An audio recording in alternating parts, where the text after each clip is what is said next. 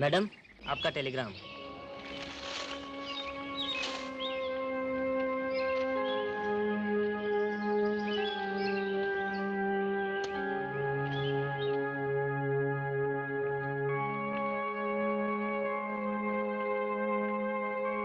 साहित्य अकादमी की तरफ से मुबारकबाद। इस साल हिंदी साहित्य पुरस्कार के लिए आपको चुना गया है।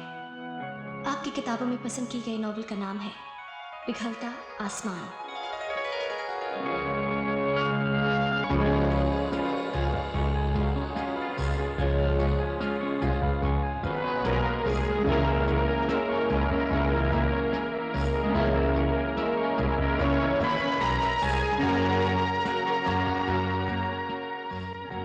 ये है मेरी मोहसिन आरती, जिसकी जिंदगी एक कश्मकश बन गई थी। इसके जीवन में सारी आसाइश और सारा आराम था, मगर शादी नाम का सुख नहीं था, क्योंकि ये अपने बाप की तरह हर रिश्ते को अपने से छोटा समझती थी। दिन तो यूं तो गुजर जाते थे, मगर रातें पहाड़ बनकर पल पल इस पर टूटती थीं।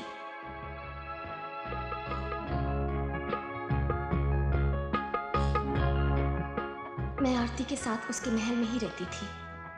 मैं उसकी सेक्रेटरी थी, सहेली और राजदार भी। मेरी अपनी जिंदगी भी एक कश्मकश बनकर रह गई थी, जिसने मुझे लिखना सिखा दिया था। मैं जब भी तन्हा होती, यादों की मोती चुन चुन कर माला पिरोने लगती थी।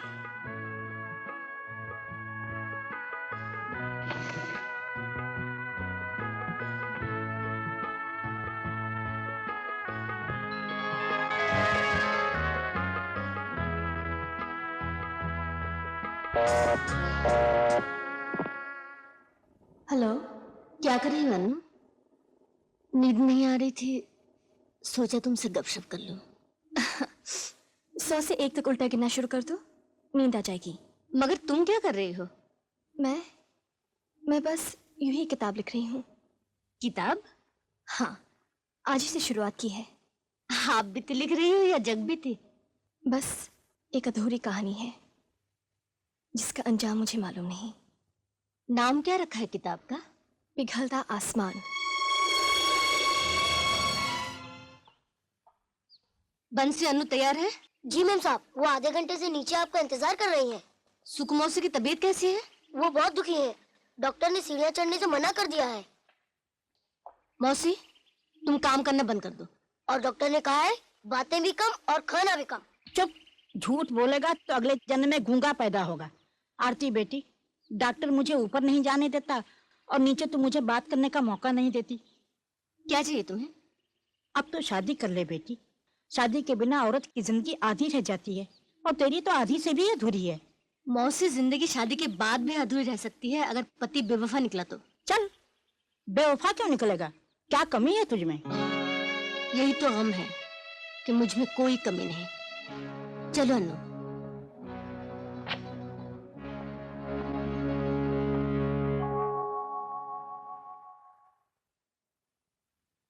तुम चाहती थी ना कि कश्मीर वाला फ्रूट जूस और जैम का कारखाना बेच डाले?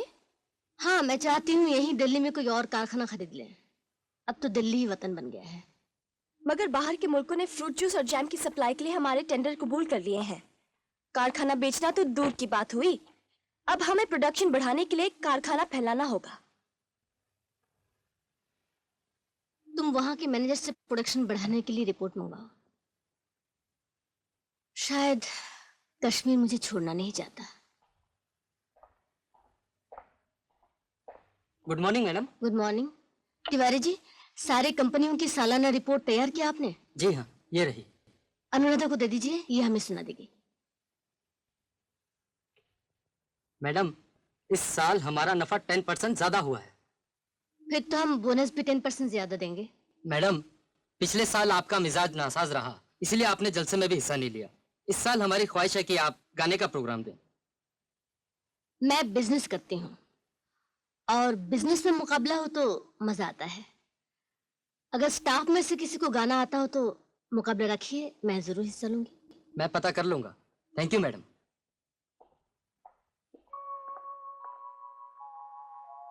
मैं तुम्हारे साथ मुकाबला करूंगी। अन्नू, तुम्हें गाना आता है? इतना कि मुकाबला कर सकती हूँ। मुकाबला? मुझसे मुकाबला करोगे तो हार जाओगे। मुझे हार पसंद नहीं। तुम्हें हार पसंद नहीं और मैं हार बर्दाश्त नहीं कर सकती। अन्नू, अन्नू, आरती तुम? नींद नहीं आ रही थी, तुम्हारे कमरे में रोशनी देखी इसलिए चली आई। नींद न आने के दो कारण होते हैं, एक तो सोचता हुआ दिमाग और दूसरा तन्हाई का एहसास। और तीसरा किसी की याद जिसके लिए तुम किताब लिख रही हो, है ना? अन्नू, आज मैं तुम्हारी अधूरी कहानी सुनना चाहती हूँ। आज नहीं, जब कहानी दो राहें पे आएगी तब सुनाऊंगी। अन्नू, मेरी जिंदगी तो एक चटेल मैदान है, न रास्ता है न दो राह, बस चली जा रही हूँ। मौसी सच कहती है कि शादी के बिना औरत की जिंदगी आधी अधूरी रह जाती है। तुम्हें शादी कर लेनी चाहिए। मैं जानती हूँ, शादी कभी जरूरत बनकर मुझे उकसाती है तो कभी जरूरत बनकर मुझे डराती है।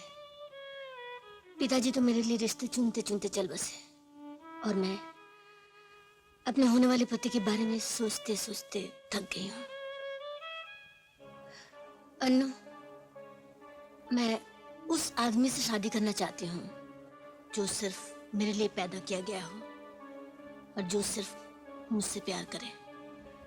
और फिर सोचती हूँ ये नामुमकिन है।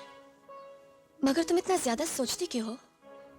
इसलिए कि दौलत मर्द को बिगाड़ देती है और मैं डरती हूँ कि कहीं मेरी दौलत मेरी सौतन न बन जाए। मगर सारे मर्द ऐसे नहीं होते। सारे नहीं तो अक्सर ऐसे होते हैं और मैं मर्द की बेवफाई बर्दाश्त नहीं कर सकती क्योंकि ये मेरी हार होगी। मर्द की वफा की जड़ें औरत के प्यार के मीठे पानी से फैलती और बढ़ती हैं। इधर औरत का प्यार सूख जाएगा, उधर मर्द की वफा भी सूख जाएगी। तुम नहीं जानती अन्नू, मर्द को हमेशा दूसरी औरत ज्यादा दिलचस्प दिखा देती है। इसलिए आज के दौर में जिंदगी शादी से पहले अधूरी रहती है तो शादी के बाद भी अधूरी बन जाती है। फिर तो हो चुकी शादी तुम्हारी। मगर याद रखना, किसी दिन किसी से इश्क हो जाए तो सारी शर्तें भूल जाओगी। इश्क करेगी मेरी जूती। मैं तो इश्क के घोड़े को घास पे नहीं डालूंगी। कभी हमसे कभी तुमसे शरारत हो ही जाती है। जवानी जब भी आती है मोहब्बत हो ही जाती है।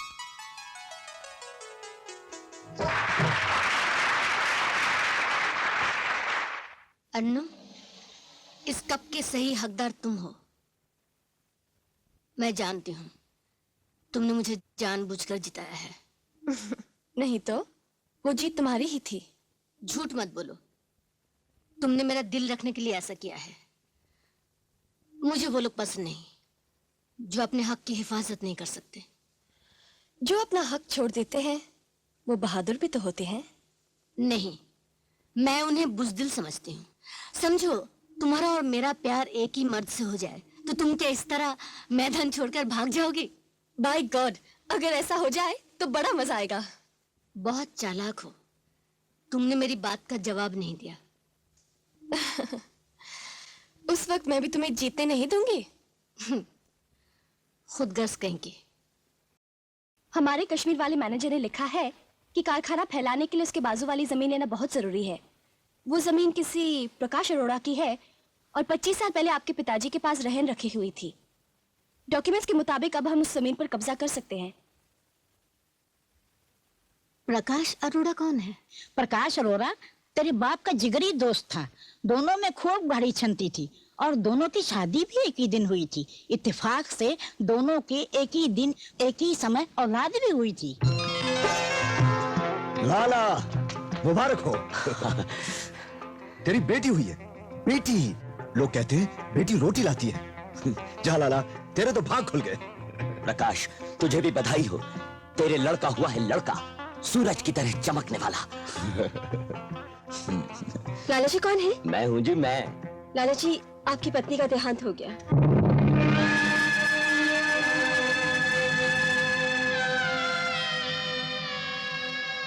लाला, लाला, बैठ, बैठ।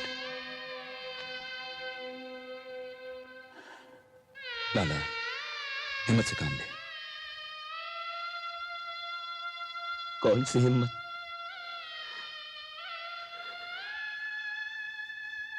कैसी हिम्मत?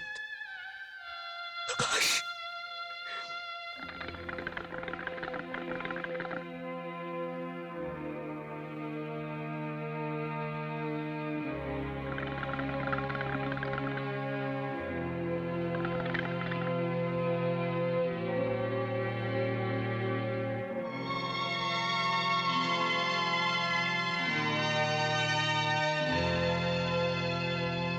प्रकाश। अरे लाला, तू, मैं तेरे बारे में ही सोचा था। लाइए, मुझे दीजिए। आजा, आजा। आप बैठ। अरे कितनी प्यारी। ला मुझे दे। सुकु तू बाद में लेना, पहले लाला जी के लिए चाय बना ला। अच्छी बात है। ले कभी।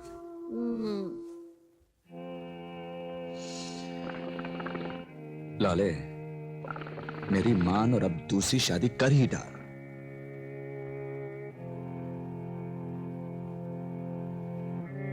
नहीं प्रकाश, शादी का मजा तो सिर्फ एक बार आता है। बार बार शादी करने से ऐसा लगता है जैसे पूरी जिंदगी किराए के बदलते घरों में कट गई। तो फिर मत कर शादी, अगर ताजमहल बनाने का शौक है तुझे। ताजमहल तो नहीं बना सकूंगा,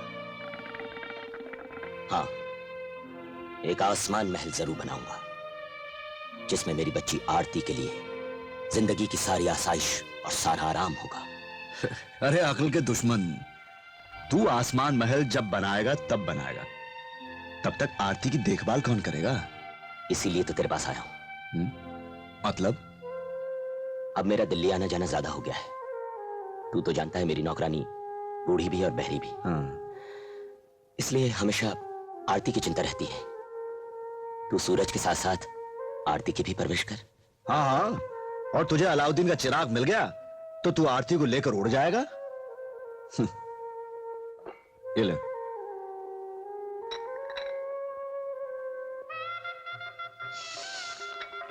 लाला, मैं ख्वाब देख रहा हूं,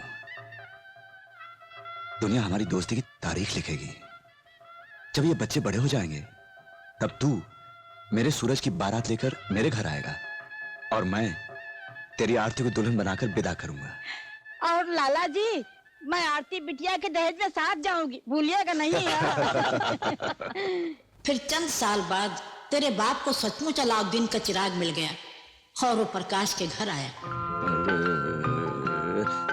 कहाँ हो तुम लोग?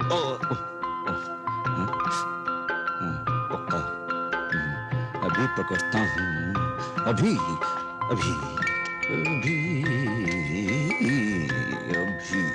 अभी। अरे लाला, तू चोर बन गया। तू कब आया? आजा आजा आजा।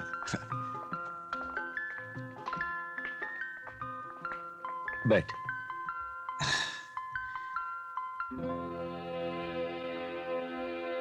प्रकाश, मैंने दिल्ली में एक और कारखाना खरीद लिया है, अब वहीं रहने का इरादा है।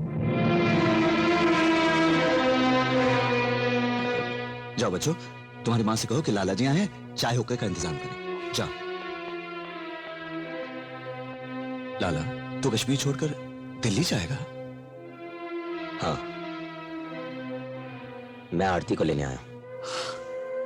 आरती को लेने आया? लेकिन तूने तो वादा किया था कि तू सूरज की बारात लेकर आएगा और आरती को ले जाएगा। प्रकाश, वो वादा नहीं है, ख्वाब था जो तूने देखा था। आरती मेरी बेटी है और मैं उसे किसी भी वक्त ले जा सकता हूं।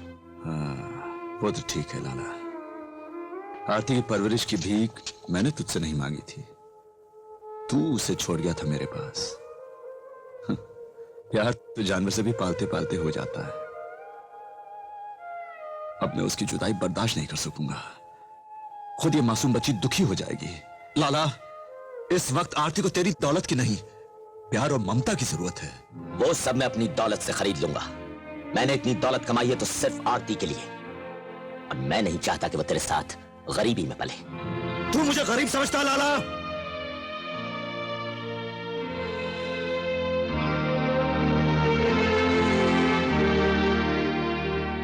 नजरें क्यों छिपा रहा है? अरे वो दौलत किस काम की जो अपनों से नजरें मिलाने नहीं देती। प्रकाश, तेरे और मेरे दरमियान बहुत फासला और फर्क आ गया है। तू दरिया के किनारे की तरह वहीं ठहरा हुआ है, और मैं बहती धारा की तरह बहुत आगे निकल चुका हूं। निकल जा, और भी आगे निकल जा। बहुत देखे हैं बदलते वक्त के साथ बदलने वाले तुझ जैसे दोस्त। तुम बात बात पर बारूद की तरह भड़क उठते हो। भैया, आरती हमारे साथ इतनी घुल मिल गई है कि वो अकेले खुश नहीं रह पाएगी। वैसे भी इसे अपनी माँ की बीमारी की शिकायत है। जब ये बेचैन होती है, इसे बुखार आ जाता है। अभी इसकी माँ इसलिए मर गई थी कि मेरे पास पैसा नहीं था। अब आरती का इलाज मैं बड़े से बड़े डॉक्टर से करवा सकता हूँ। मगर बस कर करुणा, हम एहसान करते हैं, किसी से बिनती नहीं। जा लाला, ले जा इसे। तेरे जैसा दोस्त जाते ही भला। मगर एक बात याद रखना, मैं तुझे हीरा समझता था, मगर तू कोयला निकला। जो जलता है तो हाथ जला देता है, और ठंडा होता है तो हाथ गंदा कर देता है।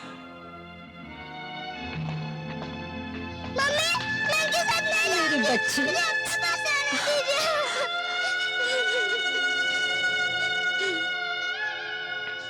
सुकू, तू जा आरती के साथ। तू उसके साथ रहेगी तो ये हमें भुला पाएगी। लेकिन मैं कैसे? जा ना, तेरे कपड़े मैं बाद में भिजवा दूंगी।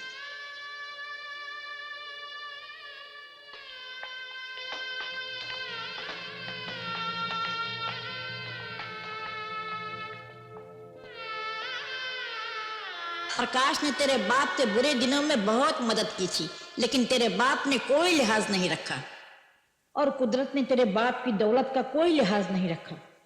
दिल्ली पहुंचते ही तुम्हें वही दौरा पड़ा।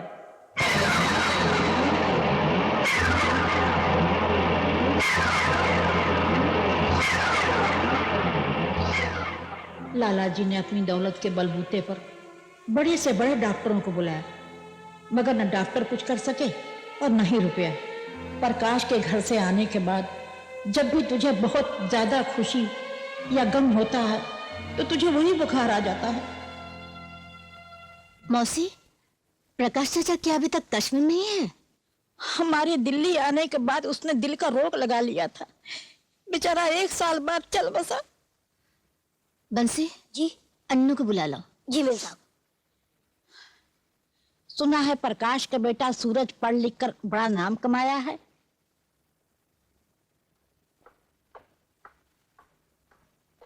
अन्नू, मैं बुधवार कश्मीर जा रही हूँ। तुम वहां के मैनेजर से फोन पर कहो कि जमीन के बारे में प्रकाश जी के बेटे को नोटिस दें और वो हमसे मिलें।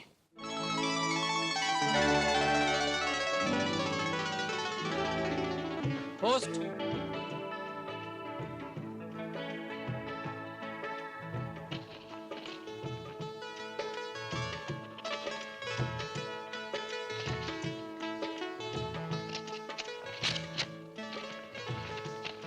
किसकी चिट्ठी है? चिट्ठी नहीं है माँ, नोटिस है। लाला करण सिंह की बेटी आरती ने दिया है। वाह, इसके बाप ने जो हमारे साथ किया था वो तो किया ही था। अब इसे क्या लेना है हमसे? लिखा है कि उसकी फैक्ट्री के बाजू वाली जमीन पिताजी ने उसके बाप के पास गिरवी रखी थी। क्या? मैं तो समझती थी कि उन्होंने वो बेच डाली थी। खैर, तुम किसी तरह भी इंतजाम करके वो जमीन छुड़वा लो। तुम्हारे पिताजी की रूह को भी खुशी मिलेगी। 50,000 असल का उसने 1.5 लाख सूद बताया। हाय राम, इतना ब्याज खाएगी तो फूट फूट कर निकलेगा। बाप तो बाप, बेटी भी वैसी निकली। इसीलिए तुझसे कहा था कि कोई अच्छी सी नौकरी कर ले, 4 पैसे भी जुड़ जाते और जी जान का आराम भी रहता। वरना इतना सारा पैसा खर्च करके इंजीनियर की पढ़ाई करने की क्या जरूरत थी, अगर दुकान और वर्कशॉप ही खोलनी थी तूने। माँ, लोन की कोशिश तो कर रहा हूँ गवर्नमेंट से। पैसे मिल गए तो एक बहुत बड़ा टीवी का कारखाना खोलूंगा, जमीन भी छुड़ा लूंगा और तेरे लिए पैर दबाने वाली एक बहू भी ले आऊंगा। चल झूठा कहीं का, जब देखो माँ को दूरदर्शन कराता और सपने दिखाता है। कारखाना खोलूंगा, बहू ले आऊंगा, जैसे ये सब देखने के लिए मैं 50 साल और जिंदा रहूंगी। माँ, तू तो पोता देखेगी और परपोता भी। रहने दे, पोता तो दिखाता नहीं, पड़पोते की बातें करता है। पड़पोते के सपने अपनी बीवी को दिखाना।